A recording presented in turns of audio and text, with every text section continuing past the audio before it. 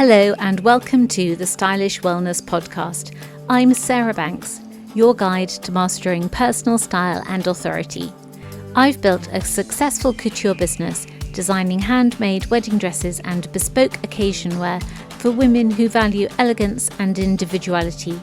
Now I bring that expertise to help ambitious women like you step into your confidence, express your unique style and make an impact, starting with the clothes you wear. If you're ready to elevate your wardrobe, your mindset and your presence, you're in the right place. Let's create a life and a style that truly reflects the remarkable woman you are. Recently, we had some friends coming round to us for dinner.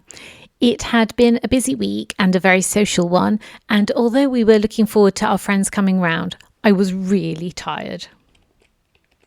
Along with the tiredness came this sense of failure.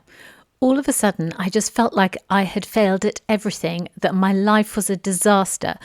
All the things that you think of, for example, in the middle of the night when you are lying there creating disaster scenarios in your head.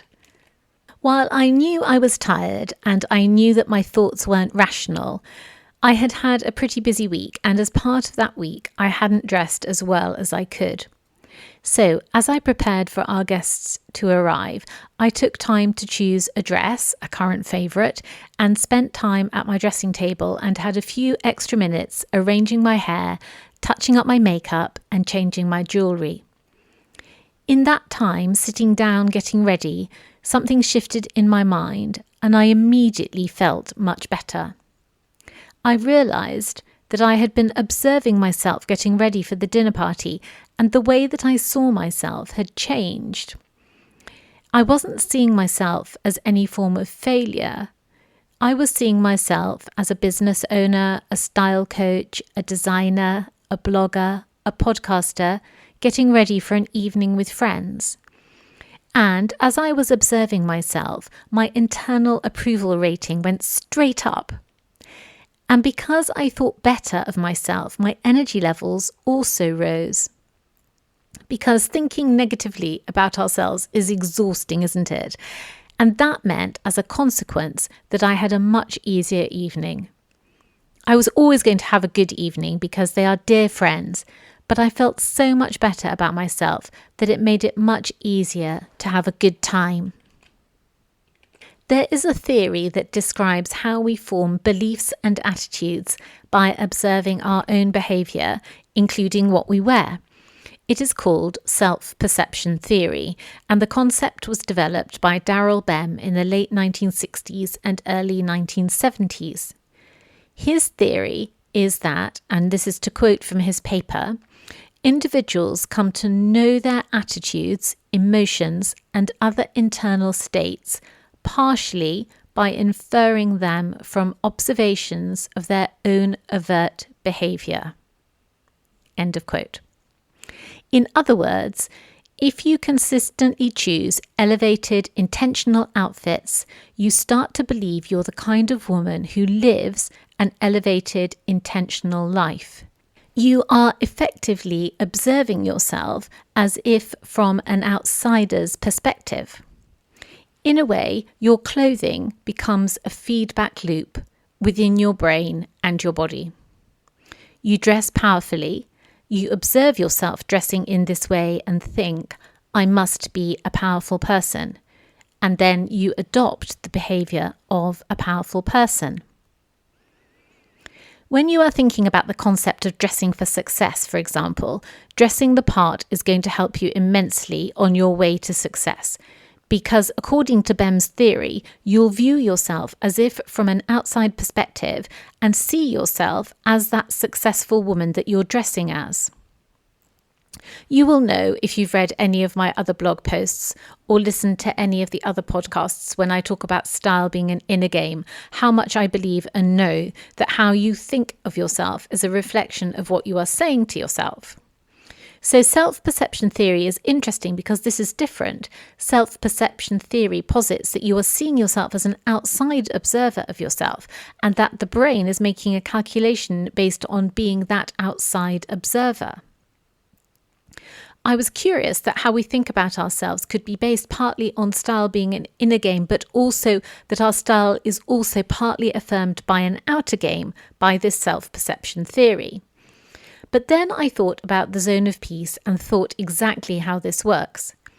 The zone of peace is my core concept that describes how a harmony, the zone of peace, is created when the inner you is in balance with itself and the outer you is in balance with itself. When they are both in balance, you create a zone of peace. To put it another way, with the zone of peace, you will see that there is an internal dialogue and an external dialogue. When the internal dialogue, which is your thoughts, what you think about yourself, how you think about yourself, meets the outer you, which is how you dress, how you look after yourself physically in terms of what you eat, your wellness levels, your exercise routine. When they meet, then you create a zone of peace. We could say that self-perception theory therefore sits in the outer you zone and is the counterbalance to the inner you zone, which is perhaps best represented by this idea of enclosed cognition. And we need both. That is, we need the inner dialogue and the external dialogue, and that is what creates the zone of peace. I love this idea of both enclosed cognition, which put simply is the idea that you put on a lab coat. That was the sort of famous experiment that was done. People put on a lab coat and some people didn't put on a lab coat. And the people that put on the lab coat actually performed better in tests that they were given to do in laboratory situations, even though they weren't themselves scientists or technicians. So the idea of enclosed cognition is that you put on clothes and then assume the identity of the clothes that you're wearing. So I love this idea that both enclosed cognition and self-perception theory, which is that your brain sees, in inverted commas, what you are wearing and assumes that that is the person you are. So I love the idea that both of those are contributing towards your sense of style and of personhood, of womanness. I'm really delighted to say that the Authority Experience is now open for enrolment. The Authority Experience is perfect for any woman who wants to take a big step up in how they look, their personal style, how they think about themselves, how they move through the world, through the vision of their personal style, through the lens of their personal style. So if you are interested at all in taking a big step up, and I'm thinking in terms of, are you going for a promotion? Are you changing careers? Are you going back to work after an extended period of time at home?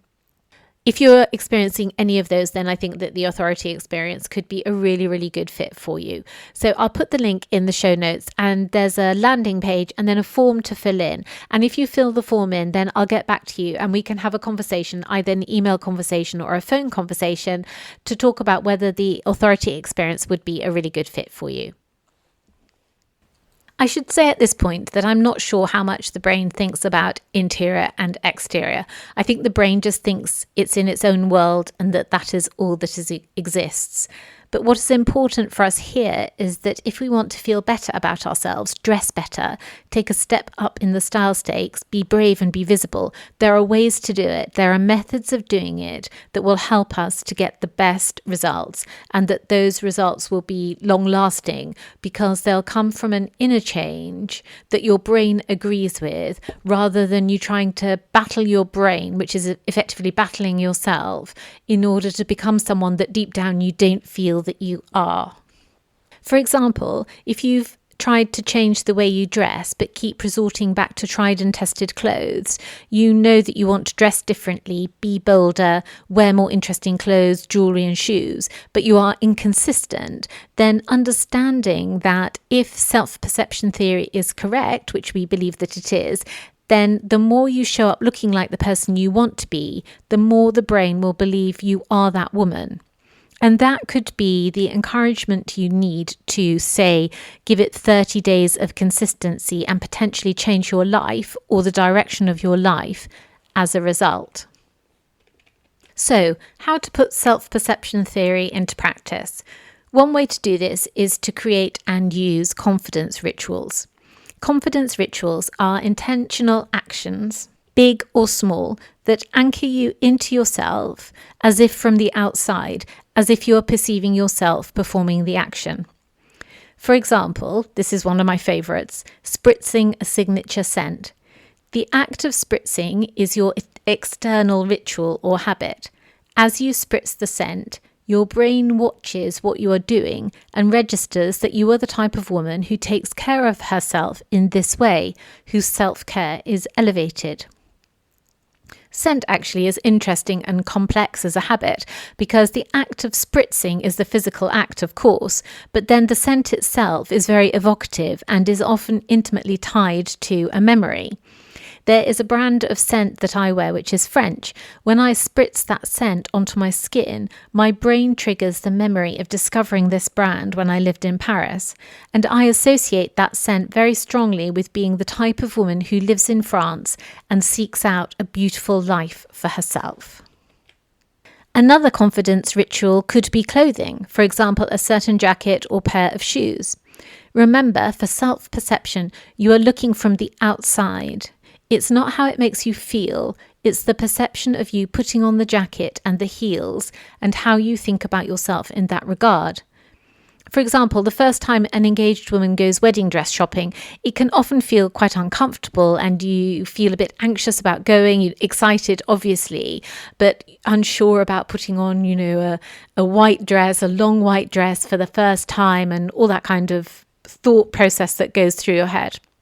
But then the first time that woman sees herself in a wedding gown, she has the perception that she is a woman who is going to be married as a bride in a white dress. She starts to see herself from that perspective. Understanding how self-perception theory works is very useful because you can use it effectively to bypass any mind drama you might have. It doesn't matter how you're feeling. You can just get on with the process of self-perception. You don't need to feel a certain way for this to work. Going back to my example at the beginning of the dinner party, I just put the dress on. I didn't think I would feel less tired. I didn't think it would change the way I felt, but it did. I saw myself as the busy working woman who has great friends and was about to have an evening with a few of them. If ever this was a call to never dress less than you are, then this is surely it. Don't wait until you feel like it. Just do it now and become it now. There is another aspect of self-perception theory which is really useful, especially on those days when, like I talked about earlier, we are tired and self-doubt floods in.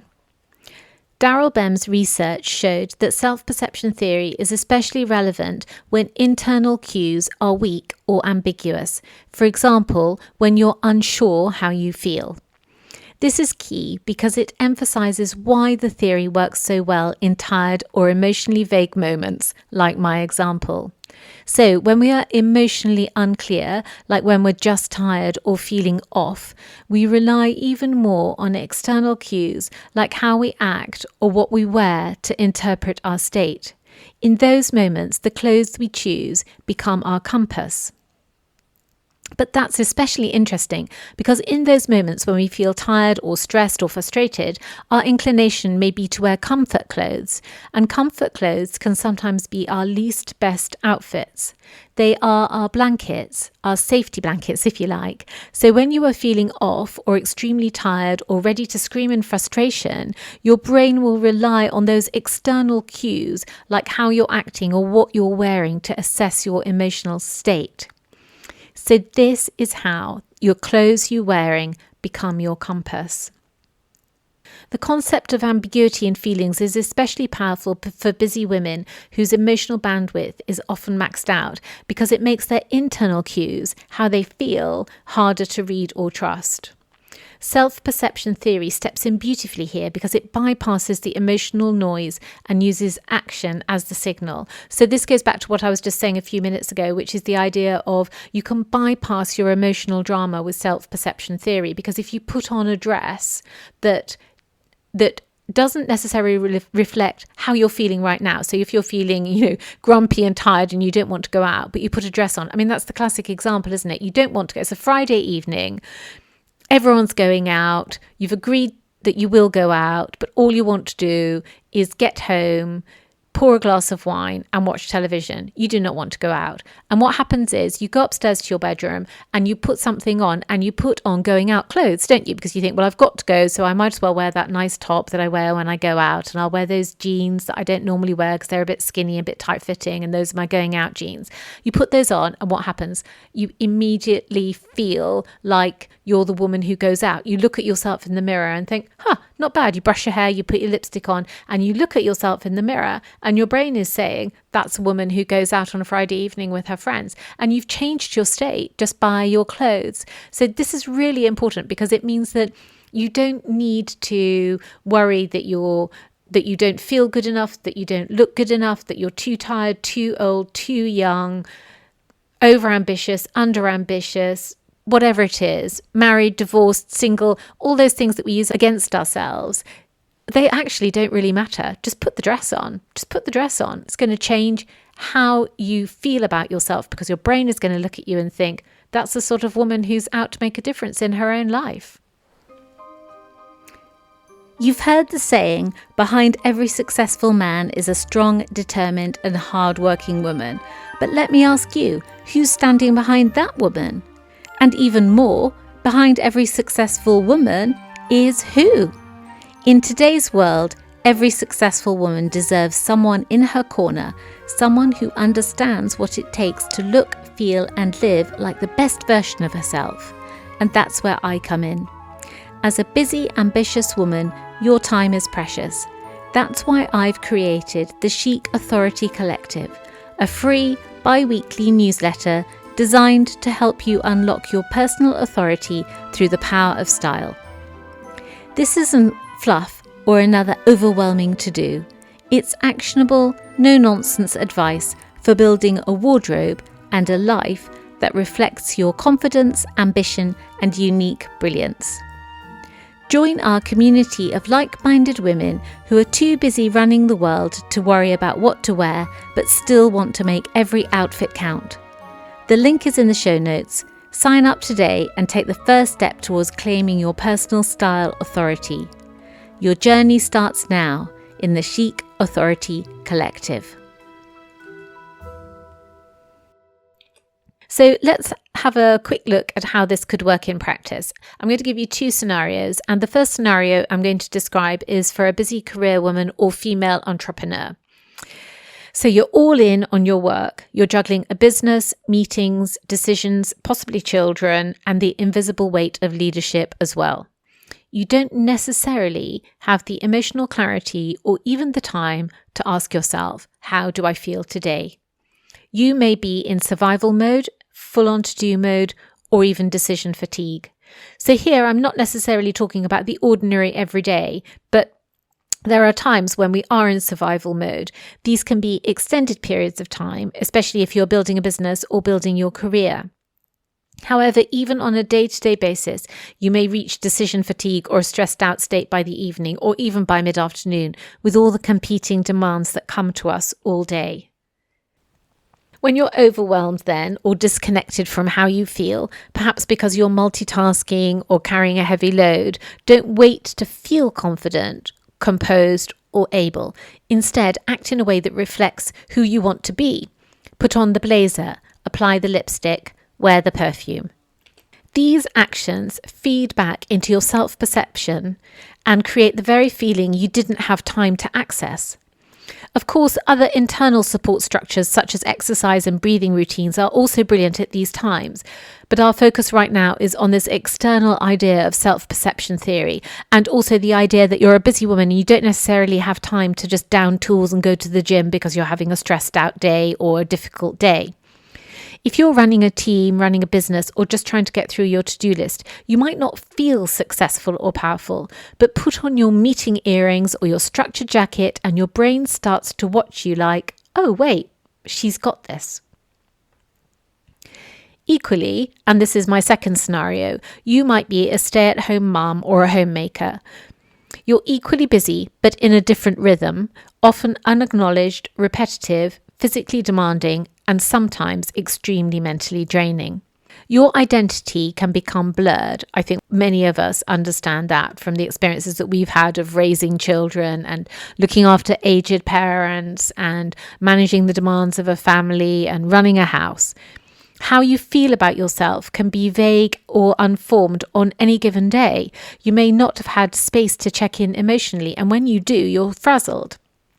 So in this situation, you can use small style cues to see yourself again, to find yourself and recenter, to anchor your identity back from out of responding to the demands of others and back into yourself. Putting on a bracelet, spritzing perfume, or changing into a dress instead of leggings may seem small, but these acts actually create a powerful shift in self-perception. So, if you're a mum or a carer as your primary role and you're in that zone of constant giving, it's easy to lose sight of yourself. Self-perception theory gives you a way back. You don't have to feel glamorous. Just put the earrings in or the clean dress on. Just swap the sweatshirt. It's a signal to your brain. Oh, I'm still a woman with a sense of self. And your brain will look at you and think, oh, she's a woman with a sense of self. That changes how you move through the rest of the day. There's something magical about being both the actor and the observer in your own life. When you pause to witness your own elegance and style, your brain starts to believe it. And when you put on clothes that make you feel elegant, you also believe it. This means that you rely less on external validation. That, of course, is an entirely other topic, and maybe we'll save that for another podcast. However, just to say here that if you rely on other people to give you validation, then you're giving all your power away. Take your power back. Know that how you look is completely down to you. Also know that looking like the best version of yourself, or upping your style stakes, or totally transforming yourself is entirely down to you. And not only is it down to you, it is totally within your ability to do. That is power.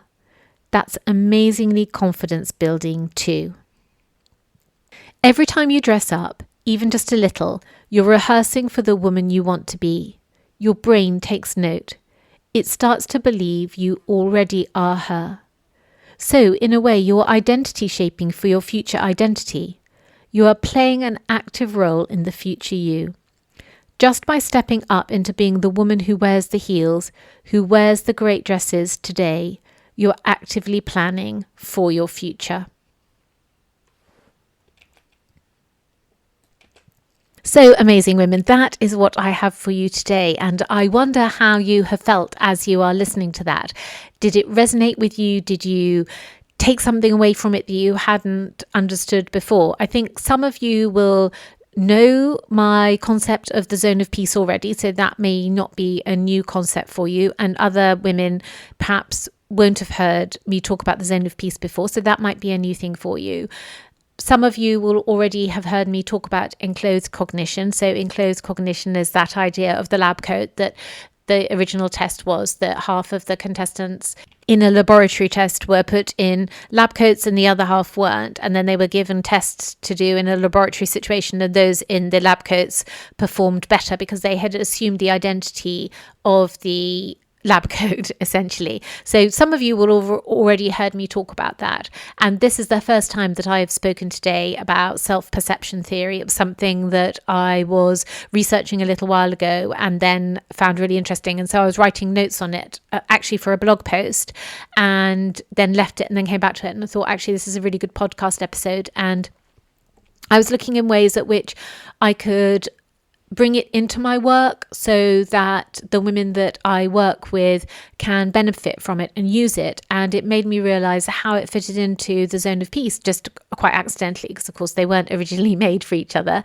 but they do fit into each other really, really well. And not only do they fit into each other, but they have a really practical relevance and use for busy women. I mean, we're all busy, aren't we? Whether we're at home all day or we're out at work all day or we're doing a combination of both, we all lead busy lives.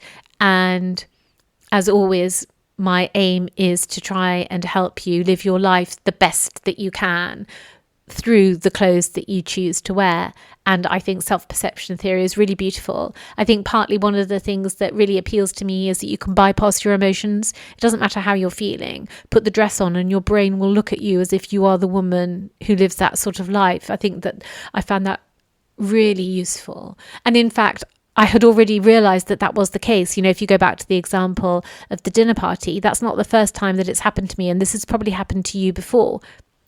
You don't really feel like it, but you put on the clothes and you feel better, and which is in clothes cognition. And then also you don't always feel like it, but then you put on the clothes and you look at yourself. Like I can remember last year I was going to a black tie event and I was a little bit daunted by going, and I had made myself a dress to wear for the evening and I was quite nervous about it. And there were a lot of logistics involved as to where we were staying and what we were doing the next day, and I had to pack for this and pack for that and all that kind of thing, and balance work and where the children were going to be and what we were going to do with the dogs and all that kind of thing. And when I put the dress on to go out that evening, even though internally I was thinking about to-do lists and whether I'd got everything in the right place and keys for the evening for the Airbnb and all that kind of thing, I looked at myself in the mirror and all of a sudden I realized that I looked like a woman going to a black tie event. And that changed my brain. I could feel it almost, my brain changing. I looked at myself, I was like, oh, you look like a woman who's going off to a black tie do. I mean, I did love my dress, but up until that point, I hadn't really thought about it. I was just thinking about getting it finished in time and coordinating everything, balance everything, organizing everything. And so maybe that's the same with you as well, that you've heard me talk today about self-perception theory and all of a sudden realize that that has been the case in your life and that you can think of examples where that has been the case, which is great. And if you haven't, then here is a new theory for you. So I hope somewhere in all of that something has stood out at you that you can take and use in your own life. And they're very simple ideas to enact in your own life. There's nothing complicated about either enclosed cognition or self-perception theory. And I hope you find those really useful. So, amazing women, wherever you are, I hope you are really well. And I look forward to seeing you same time, same place next week. Bye for now.